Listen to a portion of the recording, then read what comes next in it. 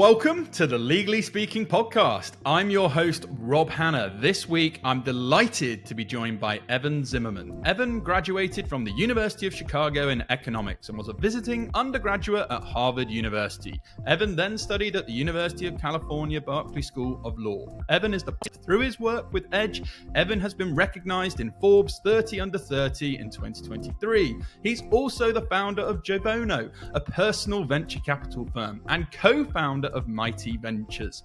Evan was the chairman of the Clinton Health Access Initiative Technology Council, advising technology of global public health. He is a member of the strategy board for the Broad Center for Regenerative Medicine, and featuring in the likes of TechCrunch, the Berkeley Technology Law Journal, and the South China Morning Post. So, a very big warm welcome, Evan. Thank you so much for having me. It's really exciting to be here. Oh, it's a pleasure to have you on the show. And before we dive into all your amazing projects experiences to date, we do on the scale of 1 to 10, 10 being very real. What would you rate the hit TV series Suits in terms of its reality of the law, if you've seen it? So, funny story. I've never seen Suits, but I have seen my wife watch Suits. So I actually can answer this question. I would give it probably like a 4 or so. There's the details are just completely wrong, like in terms of the way law school works, and when it talks about all these various motions and things like that. Um, but I would say in terms of like the culture, it's way more fast moving and smart talking, and oh, these guys have all these social problems. But I think there is a little bit of truth in the sense that not everything is legal. I think that's the one thing the show really gets right, is that a lot of what lawyers do is like interacting with each other, interacting with their clients, doing negotiations, thinking about the strategic considerations of what they do. Um, this is sort of a bit of a divergence, but I actually met the guy once who created House, one of my favorite TV shows from when I was younger, and it was known as among all the doctors I knew as medically accurate, but they sort of turned it up to 11. And it turned out that was the guy's process. He had a whole network of doctor consultants. He said, I want this to be really real. Tell me something you encountered. And they would say it, and it'd be weird. And then he'd say, all right, I'm going to make it even weirder in this way. Would that still be accurate? And they'd be like, it wouldn't be believable, but it would be possible. And he'd be like, great, that's this week's episode. Uh, I don't think the Suits people followed that same process. I love that little story, and I love your answer, and I love the fact that there's a person in the family that is sort of an avid Suits watcher, because it was something I was quite keen to sort of include in the law. But we should move swiftly on to talk all about you. I packed in quite a lot in the intro, and there's quite a lot to unpack there. So would you mind sort of just briefly telling us a bit more about your background and career journey today? Sure, definitely. I mean, I have one of the most unusual career backgrounds in technology, actually. I started the work that I do, so as you mentioned, I went to university. I was technically an economics major, but I was really more of a math major in practice. University of Chicago had a very unusual structure where they didn't have major specific classes. So at most universities, there's like calculus for engineers, which is different than calculus for biologists. At the University of Chicago, there's just one calculus. It was for the math majors. Um, and so I just took a lot of math courses because of that incentive structure. The only reason I didn't take more than one major was because of, there were a few required classes where I was like, what am I doing? I don't need a triple major. Um, I went from there to law school. In between, I did some of the things that you talked about, like with the Clinton Health Access Initiative. I don't remember if you mentioned the Venice Biennale, that kind of thing. Um, and so my sort of professional career, which sort of happened around all that and after, was really always very entrepreneurial. So very first business I got involved in, patent licensing consumer products. Who has any, not the typical business. Then I went on to start a venture capital firm. There's a fun story about how our first major exit actually involved patents. And then now I'm doing Edge today. We're Y Combinator backed. We are using AI to help practitioners create patents. It's been quite a ride, and you learn a lot of things along the way. And I'm happy to and really excited to talk about some of those things that I learned and how these weird detours all really connect together to what I'm doing now. Yeah, and I'm really keen to go through some of these companies and ventures, through what I call is life, basically, the journey of life. So let let's start maybe with college. Yeah, with Mighty Mug was I think before leaving college. So what was Mighty Mug all about, and where did your interest in investing and starting your own company come from back then? Yeah, definitely. So, Mighty Mug, which is sort of connected to Mighty Ventures, is actually another example of patent licensing. So, the story sort of starts before, when I was actually a little kid. My dad's an inventor with over 30 patents, and so he invented this thing called Smart Grip, super cool. Another family approached my dad about licensing the patent, and he did, and that became Mighty Mug. It was this super successful product with like millions of units sold. And, I was involved a little bit. That's why it says, founding. But I got more and more involved as time went by. And then by the time I graduated college, it was time to sort of expand the venture. And so we formed a separate company where I was a more direct co founder, where we licensed the technology. And there were sort of like Mighty Mug, there were a number of best selling products that actually used that technology. And it was just really fascinating. Um, there's all of these things that are kind of unique when you're in the consumer products world. There are some things that are unique as well with the patent licensing world. Um, I think the thing that's most interesting about the consumer products world, so two things. The first one is that everyone's trying to get a VIG. So there's all of these people who are constantly, standing in the way of you and your customers who you're trying to reach in a very many to one marketing way. Um, Although there's some interesting connections between that and the legal world because you have so many small practitioners. So it's kind of there's enterprise sales, there's small medium business, consumers on the even more extreme side in terms of many to one marketing. And like I said, there's everyone who's trying to get a cut, the retailer, the various social platforms. 20 years ago was the infomercial people, the TV channels, newspapers. Um, and then the other thing that I thought was just kind of interesting was really there's a very bit of a different economics to consumer products. It's probably the industry I've seen that has the most variance in the unit economics. You have some things that are these, goods that are almost commodities. The margins are as low as retailers almost. Then you have some things that have really unique inventions. They get a brand, and then those are the things where people are like, "Oh, I can't believe it cost this much. It's just plastic." Um, and actually, patents are a really big part of that. Like patents are able to extract really high license fees on the gross revenue before you even have any costs that are factored in because it helps you get that pricing power, that differentiation. And it's interesting how a lot of these things are related. Some of the things that let you maintain your margins are also things that help you reach consumers in the first place because it's new and different. Yeah, I love that. And I'm all about sort of, innovation, new things, and, really trying and testing. So from there, 2016, a big year, because I also founded my company, KC Partners. In 2016, you founded Jovono, which I love the name. I said off air, an active venture capital helping founder, firstly with venture capital, because the terms just get chucked around willy nilly these days. Could you give us your definition of venture capital and talk us through how Jovono operates?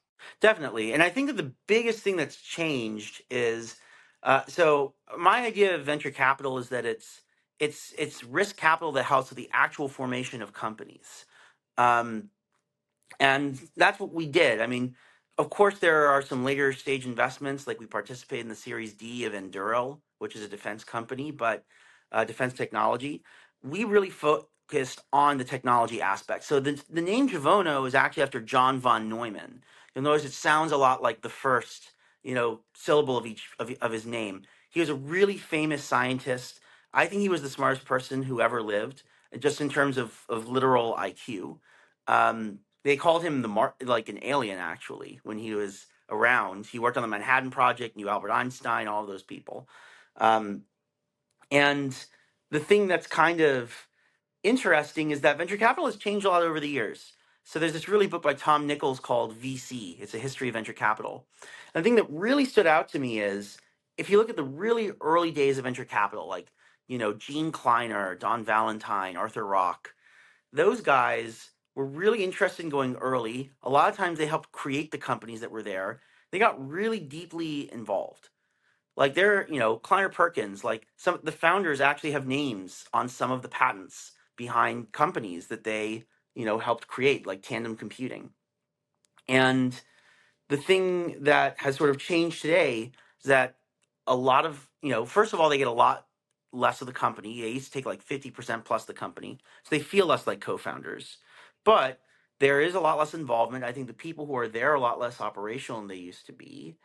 And the other thing is the stages have changed so much because it's harder to IPO post Sarbanes-Oxley, which is a regulation we have in the United States that made it a lot harder to go public. You now have a lot of people who call themselves venture capital, but they're really private equity.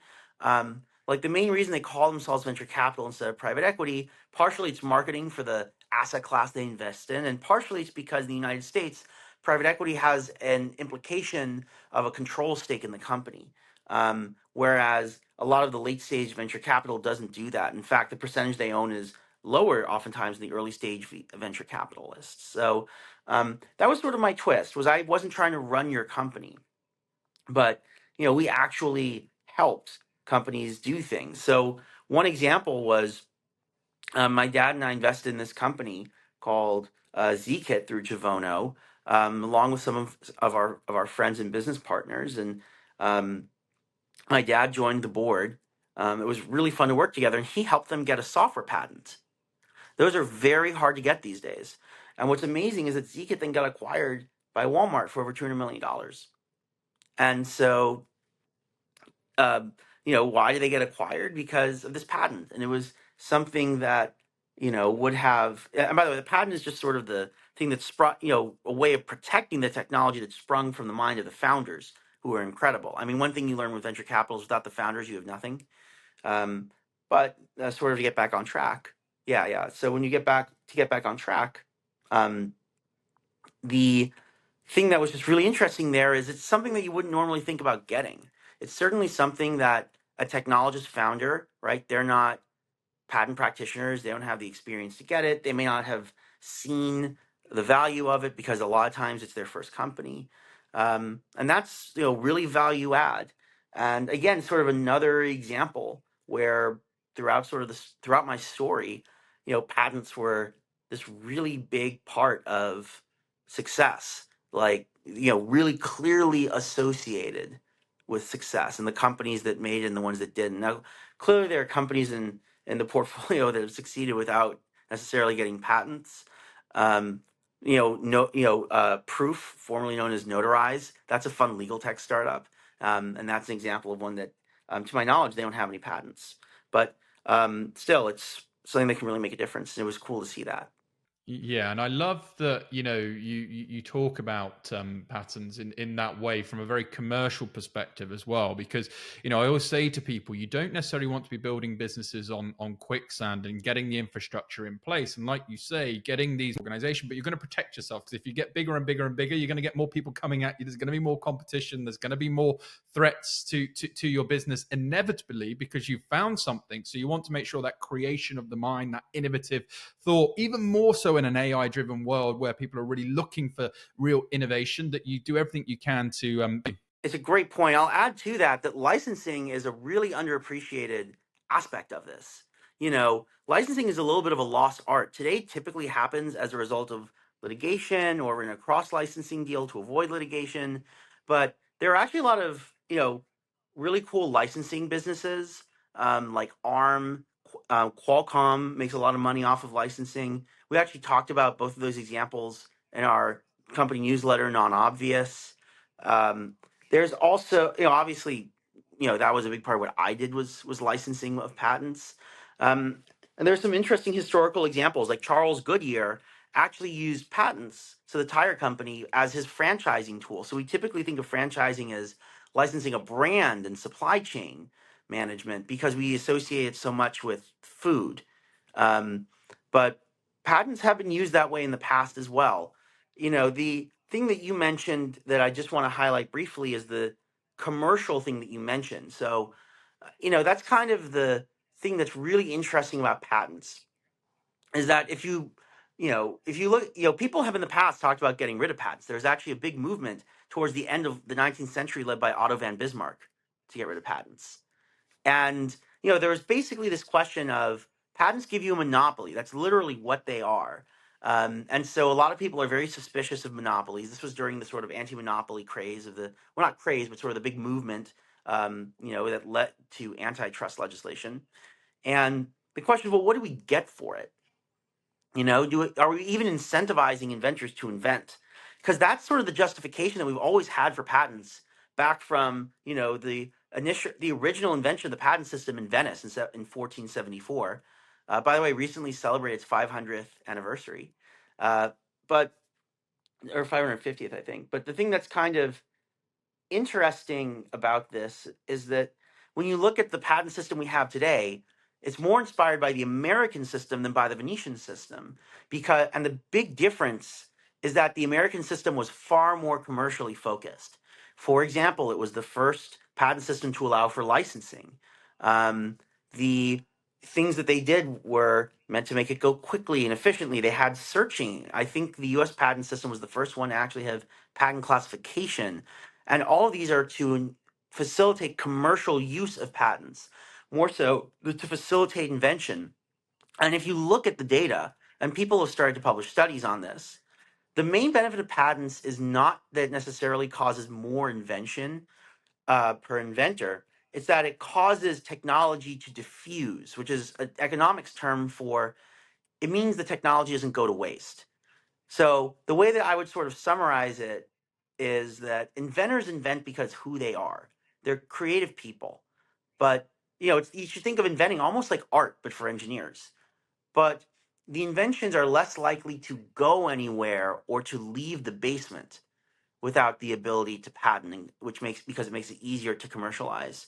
Um, and of course, having more resources also means you have more resources to invent. Thomas Edison is probably the most famous example of this because he got his original money by selling patents. That's how he created. That's actually how he was able to fund the light bulb, or fund himself long enough to get J.P. Morgan to fund the light bulb. That's why he was so obsessed with patents. There was a reputation that Thomas Edison spent as much time in the patent office as in his own office. That's the reason why, because he got started by selling a patent. So, or multiple patents. So I totally agree with you that the commercial aspect is actually like the key to understanding what patents are. They are fundamentally, in the version that's evolved, a commercial aspect of the law. Yeah, and I think you've given some really good examples there, and yeah, just highlighted the point. So if you're a founder or you're in the legal world, this is something you really want to pay attention to. Where in 2020 you co-founded Edge, and Edge is not just a tool; it's a strategic partner in the patenting process, aligning the core needs of both investors and legal professionals to transform ideas into robust, love that word, defensible patents. So works in very simple terms. Yeah, sure. So in terms of what Edge is, so what we aren't is a pat bot or a chat bot, and what we also are not is a thing that tries to replace patent attorneys. There are a bunch of tools that are like, oh, tell me what you've invented, and we'll write a patent for you. I don't think either of those are the right approach. So what Edge makes is it's an assistant that's combined with this platform that makes it easier to create patents for practitioners. That includes things like figure editing, a doc editor that kind of replaces Microsoft Word. I think it's crazy that the average patent practitioner or even lawyer in general uses Word, that there hasn't been like a legal vertical alternative to Word. Um, and, all of that. Um, and combined with that, or rather embedded in it, is the assistant. So our assistant is what we call task based. So the idea is, if you think about ChatGPT, which I think every lawyer has at this point at least tried, it's very free form, right? And it's also very separate from the actual way and place that you do work. It's not going to put things out that are formatted correctly. It doesn't necessarily have the full context of what you're working on. Sometimes the knowledge might be off. It might make things up. Um, so the way that we've done it in Edge is that instead of having something where it's just a chat and it's like, who knows what it's going to even do, it's more like commands that are built into a document editor that's specific to patents. And so you can ask it to do things like describe a figure or create a definition or generate dependent claims based off an independent claim. And the focus is on that to save you time rather than saying, write me a whole patent or answer literally any question, and the answer is not even going to be right half the time. It's way more focused on like working with the creative process of the practitioner. In terms of where you position it in the market. And like you rightly said, I think there's a lot of fear that goes out in, particularly in the legal tech world with these new products, that it might replace, it might do this. But like you've just articulated really well there, this is a really useful tool, like a lot of these things. And if you use the tool effectively, it's going to assist you, it's going to save you time, you can become more efficient, you're going to get better results. You briefly mentioned it, but I just want to touch on, because it's really good content. You have a newsletter on patents called Nonobvious, which is that blog and the content that people can dive into there. Sure. So to talk about non-obvious.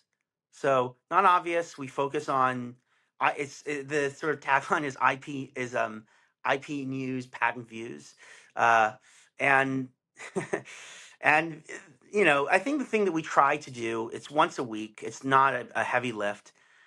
We try to cover some of these broader concepts we talk about sometimes current events. So, for example, we talked about a month ago the New York Times versus OpenAI lawsuit, which, by the way, I'm happy to talk about.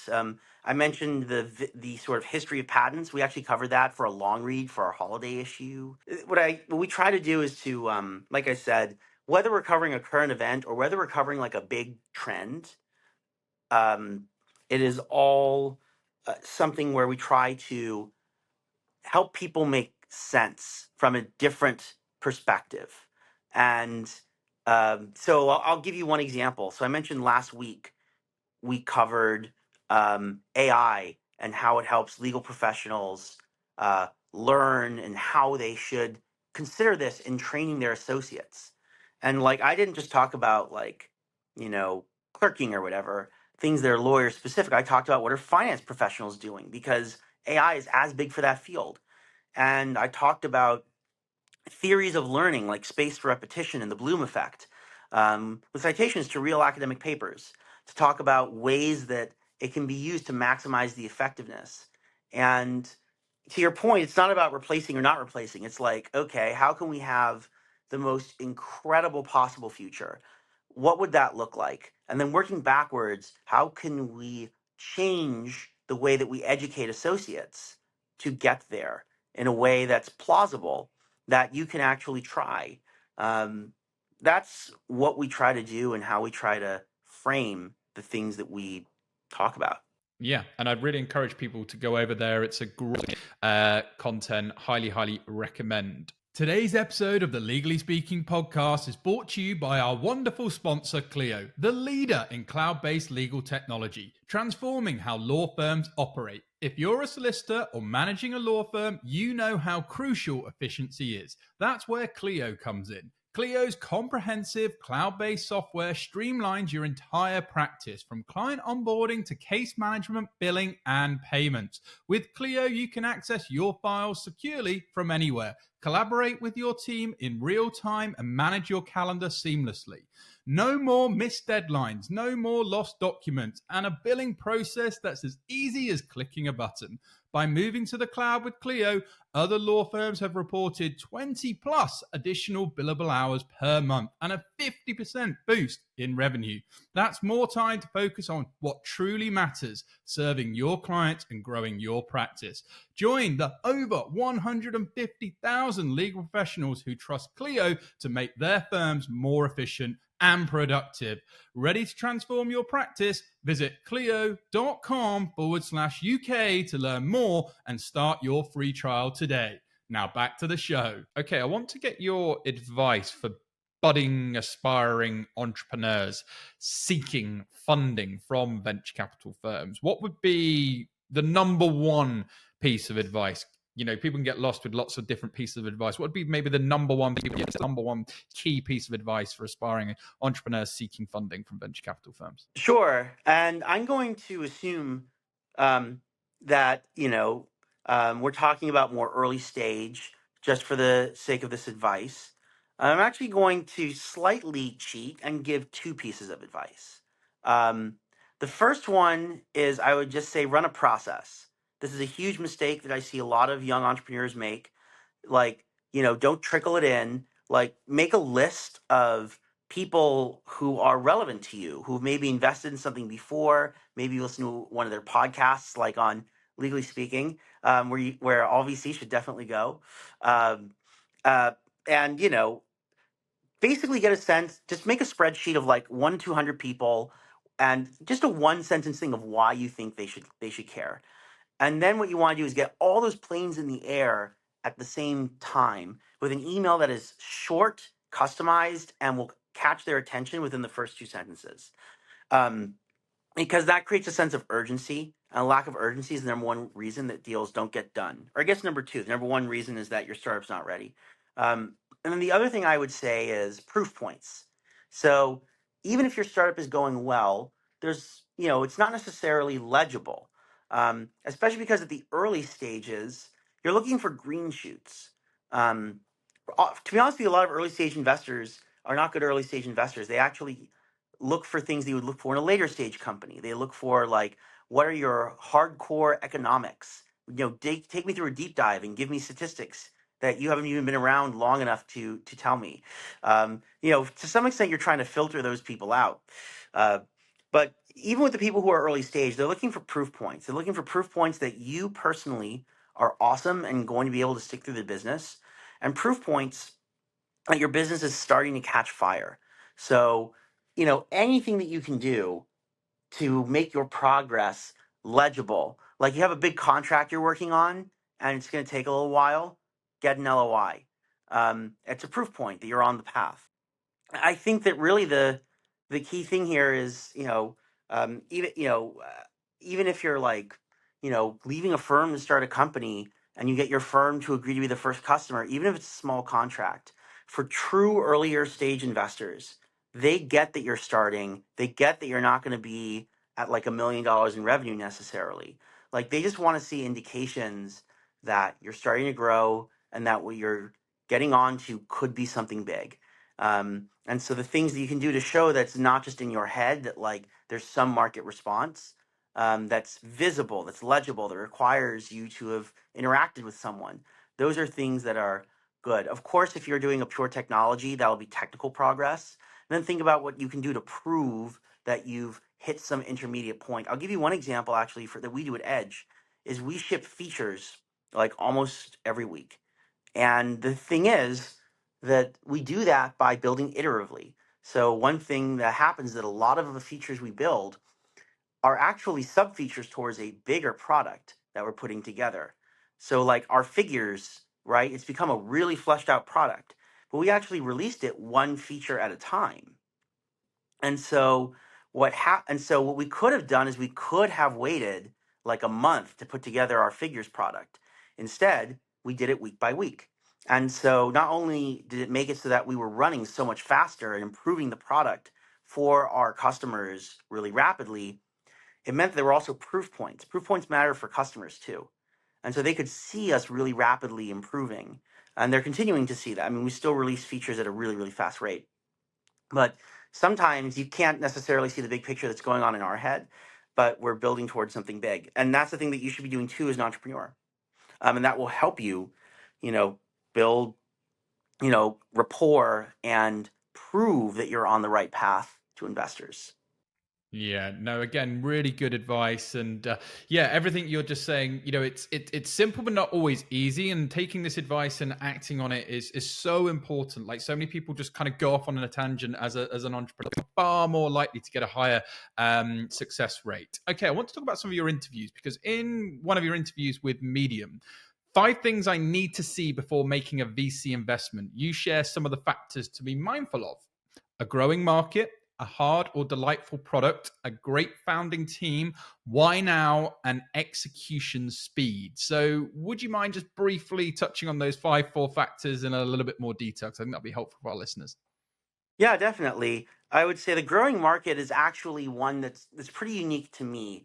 Um, there are so many examples. Jensen Huang, who started NVIDIA, small company, says he likes to be in $0 billion markets. And I think that's a really great way of putting it. One thing that I learned actually from my consumer days is that if when you talk about like marketing channels, this is what inspired this idea. Um, a lot of times, what mattered less in a successful marketing campaign was not how big the platform that you market on is, but whether it's growing or not. Because when it's not growing anymore, it's zero sum. You already have people who are there and they're fighting with each other for market share. Whereas with a growing platform, there's still new eyeballs to go around. And I think that's true for markets as well. With markets, you have there's so many benefits when it's growing, especially when it's growing into something that could be big, right? When you're starting a new company, you want it to be somewhere where there's room for something that's new. So that's the idea behind the growing market. I mean, why now? I think that's the thing that we kind of talked about, but I think the sort of general thing to mention is that for almost every successful business, there is a version of it that failed in the past because it was too early, and a version and a competitor that came after that failed because it was too late, and the winner who you've heard of has already won. And usually if you dig deep, you can actually find these failure stories. You just are less likely to have heard about them, because most failures are not spectacular flameouts like Webvan, for example. you know like one example is Amazon has a toy department that's been really successful. Before that, there was ToysRUs.com, which flamed out really badly. So, which was actually a separate venture capital backed company, crazy enough. So by Benchmark. So that's an example. So that's sort of why now. Um, I think um, you know some of these we I think we covered when we talked about some of the VC history as well. Um, but I think that when you start a company, those are 5 really, really great points. That I think it's good that I brought up in that interview. I will say one last one that wasn't in there that I wish I had, and that's showing why you are personally really awesome. I think that I gave that interview a few years ago, and I think that the main thing that I have really learned in that time, or one of the main things on the venture capital side, is that on the early stage, things change so much. You may not even be doing the same thing that you originally started out doing. And so a lot of what you're doing is being along for the journey. And so you want to be with people who you think are great. And you want to be, as investors, and so a lot of investors know that. They know that what they're really looking for is not even necessarily the best idea. It's actually the best person who has found the best idea or can iterate to make the idea the best idea. So I think just really showing, and it's not credentials necessarily. It's showing that you are incredible, that you are fast and agile and a quick thinker and creative and have great grit. You can deal with hardship because it's inevitable. You're going to face so much hardship. Um, that is going to filter out some of the people who you don't want to work with. By the way, filtering out is a great thing. You don't want to please everyone, um, while at the same time making it a little easier to get investment, frankly, because people want to invest in people who they think are going to do a great job. Like, one thing that you'll hear sometimes is, "I don't care what this guy is doing, I would invest in it." I'm sure that's a phrase you've heard someone say, perhaps about you or one of your friends. Um, you know, uh, you want to be that guy. Yeah. And it's the age old story, isn't it? People buy, if you can get people to really kind of buy into that vision that you have, then you're going to be so much better off. But one thing I want to briefly talk about is because you mentioned it there, and it's so important in any business, not just the legal world and entrepreneurial world, but it's so many different things. Is grit, resilience, because you do, you do get knocked down a lot. We both sat here today, I'm sure, had a number of our kind of own setbacks, but you've had a wealth of experience founding, co-founding companies. What have been some of the challenges you've encountered along the way, and how do you manage to get yourself over them? Yeah, I mean, I think that um, there's this idea. It's called grit. Um, Grit is so typically in the psychology literature, it's defined as perseverance and passion for long-term goals. It's associated with. It is not actually a Big Five personality trait, but it's associated with the Big Five personality traits. Um, and I think that the thing that's kind of interesting about it is that there are so many ways to describe getting through problems. You could muddle through it. You could just sort of grit your teeth. But what I love about the idea of grit is that it's very associated with these long-term goals, and that there's that term passion. You're passionate about it, and that helps you get through a lot of challenges. For me, it's always about focusing on what am I going towards. Um, there, there's a there's this TV show, The Incredible Life of or The Unbelievable Kimmy Schmidt, and she goes through a hard life. It's a comedy show by Tina Fey, so it's not depressing. Uh, and she says, "There's nothing you can't do for 10 seconds," and that's how she gets through to the next 10 seconds, no matter how hard it is. I think that's a really great way to think about it.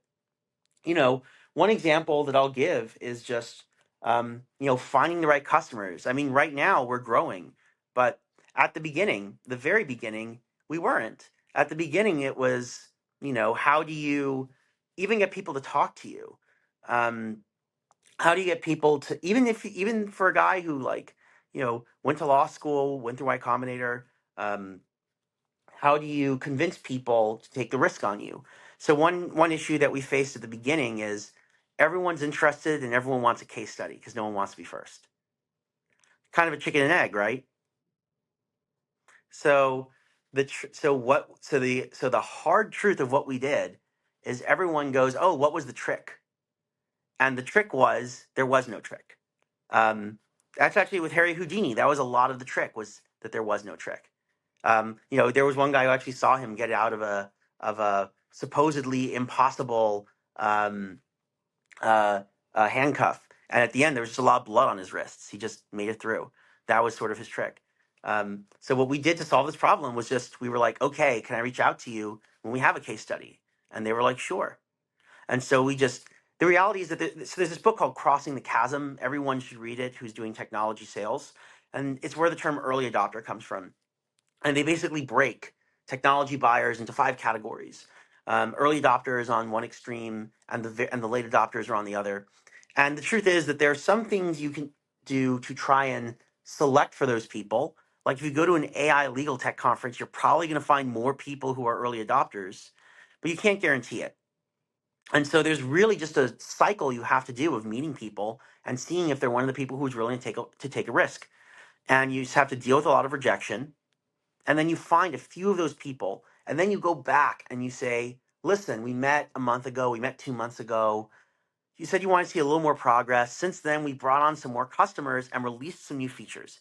Can I do a 15-minute call just to tell you about the progress we've made? And these are people who are mostly interested, right? It's not like they think what we made was garbage, and so they'll take the call. And then you have an opportunity to show some new features and to talk about some of the new proof points, the social proof, like we talked about. And you can say, hey, listen, I have some of those case studies for you. And now you're in a position to overcome that objection. And now I think we're still dealing with some of those, but the next stage is, okay, some people want to work with the market leader. That's sort of the next phase. So, okay, how do we establish ourselves as the market leader? And we're just going to keep having these. Brian Chesky, who started Airbnb, had this really great quote because he used to be a professional weightlifter before he started this $100 billion company. And he said, starting a company is a lot like lifting weights. It doesn't get easier. You can just lift more weight. Very true. His journey, and there's so many lessons in his journey as well. And I'd highly recommend people go and look on YouTube some of his interviews and just some of the wisdom that he shares. But I want to talk a little bit more about your market recognition and some of your thoughts, because you have, as I mentioned in the introduction, been recognized in Forbes 30 under 30 last year. And in one of your reads from a venture capitalist, you state technology changes humanity's capabilities and therefore our ability to influence the world around us. That's a powerful quote. How do you foresee technology continuing to shape humanity's capabilities in the future, and what landscape? Yeah, I mean, since you talk about humanity at large, so I wrote an article for a journal, like I don't know, a year and a half ago now. Funny little story about it. So I talked about AI in the article, and ChatGPT came out in between acceptance for publication and publication. It took 2 months, so we actually had to edit ChatGPT in. The product literally didn't exist when I wrote the article. And so what I did was I looked back at the Industrial Revolution, and I found there were actually kind of four categories of technology, labor saving technology in general. And I used these four examples of jobs to describe what occurs: coal miners, elevator operators, farmers, and bank tellers. And the thing that was just kind of interesting is that if you look at these jobs, they're all fundamentally different than they were at the time. You know, coal miners is a job that almost doesn't exist anymore. There were more the you know there were in 1923, that was the year that actually peaked in terms of the number of coal miners, not the percentage of the economy in coal mining, the actual number of people. There were like hundreds of thousands. Now there's only like a few 10,000 a day in the United States. Elevator operators, that's a job that doesn't even exist anymore. Farming went from what literally half of all people do to like 1% of people. And then when it comes to bank tellers, the ATM, everyone thought it would eliminate that job. But what it did was it changed it. So the number of bank tellers did halve per bank, but the number of banks actually increased a lot. So the total number of bank tellers increased significantly. And there are these four categories, but the thing that sort of stays the same is that our this is sort of the solution to the Keynes paradox, is that our demand is infinite. So we always find things that are new. At the end of World War II, Lord Maynard Keynes, who was a really wonderful economist, one of the best ones to ever live, thought we'd only work 20 hours a week, and that didn't happen. Why? Not because we didn't get more productive, but because we had sort of infinite demand. We kept deciding, well, my life has improved. Some people call it the hedonic treadmill. Um, I want more stuff, and so we worked harder to not stay in place. So how is technology going to save society? A lot of people mean information technology. Number one is it's not just information technology. People are inventing and actually deploying now new supersonic planes. We're going to be going to space within my lifetime, perhaps probably regularly within my children's lifetime.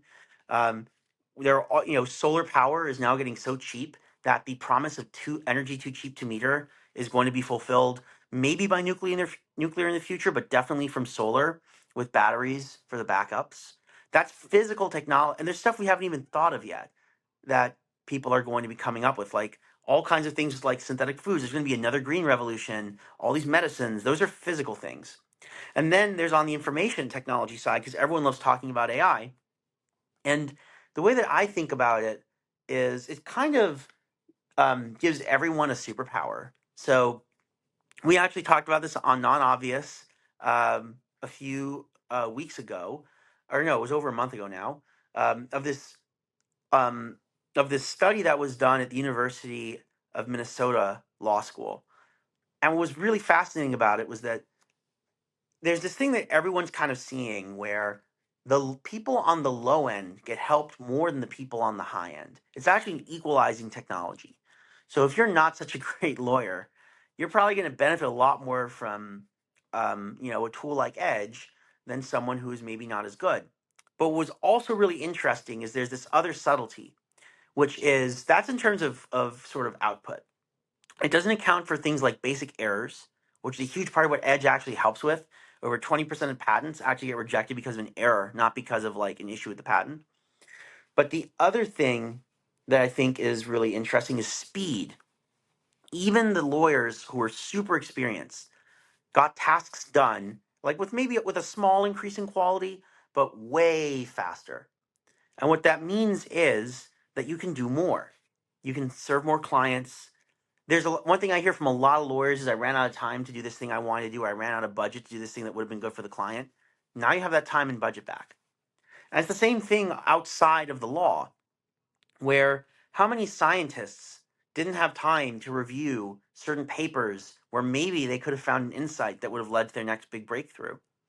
How many teachers ran out of time to prepare their lesson plans or to give individualized feedback to students because they were doing the routine grading of papers or of tests for things that everyone does over and over again? How much time is spent by, let's say, doctors filling out paperwork for stuff that they already did? There's, I think that the biggest takeaway when I learned about the elevator operators, I won't get too deep into it in the interest of time. I want to be respectful of your audience's time, but it's a really interesting story where elevators used to be operated by people, and basically that job went away. Um, because people were afraid of not having the person until they realized that they didn't need it, and then overnight that job just disappeared. Um, and the thing that was just really interesting is that today we would have people say, "Oh, think of the elevator operators," but at the time it was actually considered a bad job. The pay wasn't that good. You worked long hours. It was considered low class. Um, those people pretty much all found other jobs. Everyone's better off because we now have safer elevator and more automatic operators or elevators without the operators. And those people moved on to bigger and better things. And I'm reminded of actually something that someone told me literally just yesterday. I was talking to a future customer, and we were talking about how the word processor got rid of the typist in law offices. And I was saying, hey, like, do you think that with some of the tools we're doing, we're going to eliminate the paralegal for you, which is a job that it's just something I actually worry about because a lot of people become paralegals to help them go to law school. And he said, actually, no, they're just wasting a lot of time right now on routine tasks. I have other things I would rather have them do. And your job is your software is actually going to allow them to do that. So I just thought that was a really interesting thing that sort of connects to this story of the of the the ATM and that I mentioned, and the elevator operator, where so much of what's going to happen with technology and technological change is going to be the freeing up of time to do other things while being more productive and less error prone, and finding things that some of which we can imagine today, like I wish I had more time to do X, you'll be able to do X, some of which we can't, and that's amazing. And I think the other piece to add to all of that, which I agree with, is saving the time, giving this efficiency levels can help reduce burnout, stress across a number of industries. And this is why I'm a big advocate for technology for good to help us work smarter. And as I say, get that right balance back where people from years and years and years have been burning out. And so it's a really important point. Okay, this has been an absolute masterclass, Evan, as I knew it was going to be start to finish. So I have one final question before we look to close. And that would be, what would be your advice for what would be sort of your one piece of advice from people listening today who have been inspired about the world of, as I say, startups, VC, and tech? Yeah, so I would say that my sort of number one piece of advice for like startups in technology, I would say I'll give a different one for each. I would say for technology, learn what it means to be a good buyer of technology. You have to approach it the right way. I would say lawyers and practitioners, especially. I mean, not used to having to buy things. What do you need to start a law firm, right? Two people in an office. That's it. Um, Procurement is a huge part of what makes a successful someone who's successfully practicing their craft when they have to buy tools. And that's going to be part of the future of the law. So I would say for lawyers and practitioners, definitely learn what a good procurement process looks like and fight for your budget to be able to make those decisions, and try to make those decisions, quicker, because you're losing opportunity costs competitively by making a decision on procurement too slowly. And then I would say for startups, number one, be willing to work with startups. I think that a lot of times in a fast moving field, the risk is waiting for someone who is too established. And you can always just say no, you can stop using something. But the other thing is just do it. If you want to start a startup, like the number one thing you can do now is just to do it. I definitely advocate diving in, but I will say that certainly, especially if you have like a kid and a mortgage, at the very least, look for that proof point. Like, can you get a technical co-founder to work with you on the project, even if it's just starting on the weekends, to the point where once it's real, you will both feel comfortable and believe in it enough that you'll leave your jobs. Can you get one of your employers to be one of the first customers? Like, those are things to think about, but they're all bending towards action and just doing it. Yeah, I love that. And I'm all about that on the show. I'm all about just do it. Nike had it nailed down many, many, many, many years ago. And it's so, so true. Evan, this has been great, as I mentioned. So if our listeners, which I'm sure they will, want to learn more about your career, Edge, Jovono, where can they go to find out more? Feel free to shout out any social media handles, any website links, whatsoever. Thank you. So look, you can learn more about, and sign up for our product at withedge.com. So the startup is called Edge, and the URL is with Edge, so just 2words.com. You'll also find our newsletter Nonobvious there. The URL for that is blog.withedge.com. I will also encourage you to follow me on social media.